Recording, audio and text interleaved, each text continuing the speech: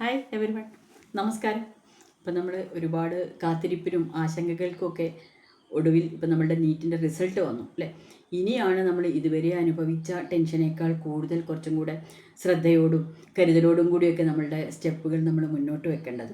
അപ്പം അതിൽ നമ്മൾ എന്താണ് എനിക്ക് എൻ്റെ റാങ്ക് പ്രകാരം അല്ലെങ്കിൽ എനിക്ക് കിട്ടിയ മാർക്ക് പ്രകാരം ഏത് സീറ്റാണ് ഓൾ ഇന്ത്യ കോട്ടയിൽ ഒരു സീറ്റ് കിട്ടുമോ, അതല്ല സ്റ്റേറ്റ് കോട്ടയിലെ ഗവൺമെൻറ് സീറ്റിന് വേണ്ടി ഞാൻ വെയിറ്റ് ചെയ്യണോ, ഏതെങ്കിലും തരത്തിലൊരു MBBS സീറ്റാണോ എനിക്ക് കിട്ടാനുള്ളത്, ഏതെങ്കിലും തരത്തിൽ എൻ്റെ സ്റ്റേറ്റിൽ തന്നെയോ അതല്ലെങ്കിൽ പുറത്തുള്ള ഒരു സ്റ്റേറ്റിലോ ഒരു മാനേജ്മെൻറ്റ് സീറ്റാണോ, ഏത് തരത്തിലുള്ള സീറ്റാണ്, ഏത് കാറ്റഗറിയാണ്, ഏത് റേഞ്ചിലാണ് ഇതിൻ്റെ ഫീസൊക്കെ വരിക, ഇങ്ങനെയുള്ളൊക്കെയുള്ള ഒരുപാട് ടെൻഷനുകളും ഒരുപാട് ആശങ്കകളും ഒക്കെയാണ് ഉള്ളത്. ഓരോരുത്തർക്കും അവരുടെ മാർക്കിനനുസരിച്ചിട്ടുള്ള സീറ്റുകളിൽ ഈ പറഞ്ഞ കാറ്റഗറിയിലുള്ള ഒരു സീറ്റായിരിക്കും മാർക്കിനും റാങ്കിനും ഒക്കെ അനുസരിച്ചിട്ട് കിട്ടുക. അപ്പോൾ അതിനൊക്കെ നമ്മൾ വേറെ കുറേ ഘടകങ്ങളും കൂടെ പരിഗണിക്കേണ്ടതായിട്ടുണ്ട്. നമ്മളുടെ ഫൈനാൻഷ്യൽ പൊസിഷനാണ്, സ്റ്റാറ്റസാണ് ഒന്നാമത് നമ്മൾ നോക്കേണ്ടത്. ഫീസ് കൂടുതൽ വരുന്ന കോളേജുകളിലേക്ക് നമുക്ക് അങ്ങനെ കൊടുക്കാൻ പറ്റുമോ എന്നുള്ളത് നമ്മൾ നോക്കണം. അതേപോലെ തന്നെ നമ്മളുടെ ഡിസ്റ്റൻസ്, അതുപോലെ നമ്മൾക്ക് പുറത്ത് പോയിട്ട് ചെയ്യാനുള്ള നമ്മളുടെ ഇപ്പം ദൂരം എന്നുള്ളത് മാത്രമല്ല, ഒരു പല കുട്ടികൾക്കും ഓരോരുത്തർക്കും ഓരോ സാഹചര്യങ്ങളും ഓരോ പേഴ്സണൽ ഇഷ്യൂസും ഒക്കെ വരുന്ന കുട്ടികളായിരിക്കും.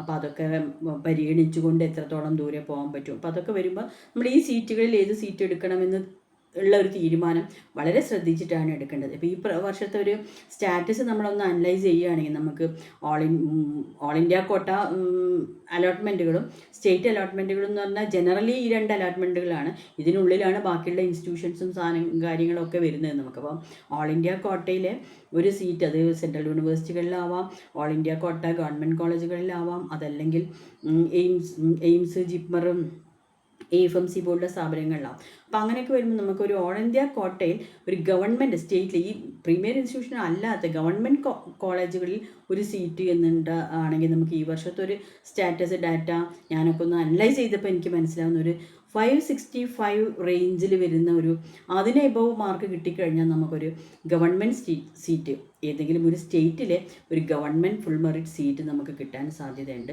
അതൊരു 560-64 റേഞ്ചിൽ ആ ഇടയ്ക്ക് വരുന്ന കുട്ടി ഒരു ബോർഡർ ചാൻസിലാണുള്ളത്, ഒരു ബോർഡർ സ്റ്റേജിലാണ് ആ കുട്ടി ഇരിക്കുന്നത്. ഒരു പക്ഷേ നമുക്ക് ഫൈനൽ സ്റ്റേ വേക്കൻസി റൗണ്ടുകളിലേക്കൊക്കെ സാധ്യതകൾ ഉണ്ടാവും എന്നുള്ളതാണ്. അതേ സ്ഥാനത്ത് ഇപ്പോൾ നമ്മൾ ഇനിയിപ്പോൾ കേരളത്തിലൊരു കുട്ടി കേരളത്തിലൊരു സ്റ്റേറ്റ് സീറ്റ് എടുക്കണോ എന്ന് നോക്കേണ്ടത് എന്തായാലും ഒരു 585 എബോവ് മാർക്ക് വരുമ്പോഴേ നമുക്ക് ഏതെങ്കിലും ഒരു ടോപ്പ് പ്രയോറിറ്റി കോളേജുകളല്ല, ഇവിടെയുള്ള നമ്മളുടെ 14 ഗവൺമെൻറ് കോളേജുകൾ ഏതെങ്കിലും ഒരു കോളേജിൽ ഒരു ഗവൺമെൻറ് സീറ്റ് എന്നുള്ള ഒരു റേഞ്ചിലേക്ക് എത്താനാണ് സാധ്യത കാണുന്നത്. ഒരു 580 റേഞ്ചൊക്കെ ആകുമ്പോൾ ഒരു ബോർഡർ ചാൻസ് ആണ്. അപ്പം ആ റേഞ്ചുള്ള കുട്ടി ഇവിടുത്തെ ഒരു ബോർഡർ ചാൻസ് എടുക്കണോ, അതല്ല ഓൾ ഇന്ത്യയിൽ ഒരു സീറ്റ് ആ കുട്ടിക്ക് ഏതെങ്കിലും ഒരു സ്റ്റേറ്റിൽ പോകാൻ തയ്യാറാണെങ്കിൽ ഒരു ഷുവർ സീറ്റ് ആയിരിക്കും, അപ്പോൾ അത് എടുക്കണോ എന്നുള്ള തരത്തിലുള്ള കാര്യങ്ങളിൽ കൃത്യമായിട്ടൊരു ഡിസിഷൻ എടുക്കേണ്ടതുണ്ട്.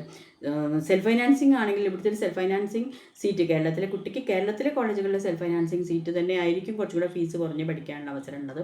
അപ്പോൾ അവിടെ എടുക്കണമെങ്കിൽ ഒരു 498 എബോവ് മാർക്ക് വരുന്ന ഒരു കുട്ടികൾക്കായിരിക്കും അതിനുള്ളൊരു റേഞ്ച് ഞാൻ കാണുന്നത്.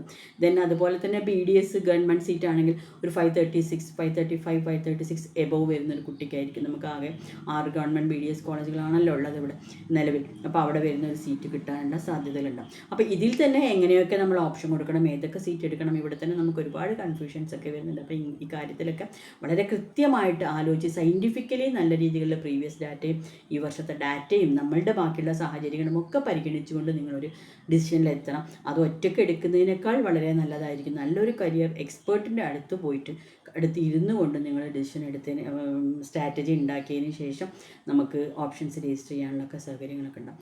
അപ്പം ഓപ്ഷൻ കൊടുക്കുന്നതിന് മുമ്പ് take care and wish you all the best. Thank you.